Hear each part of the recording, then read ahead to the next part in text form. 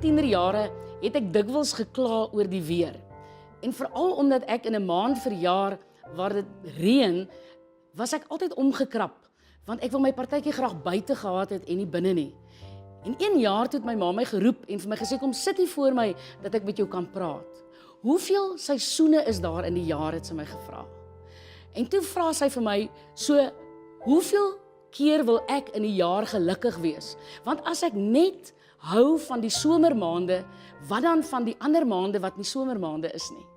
En sy sê toe vir my, jy moet doelbewus vandag kies, dat jy gaan lief wees vir al die seisoene, anders gaan jy vir 'n groot gedeelte van die jaar net nooit gelukkig wees nie.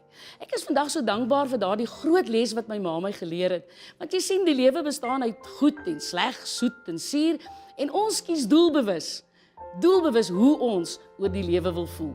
So kies jy vandag doelbewus om die soet en die suur so te meng en 'n heerlike lewe te leef.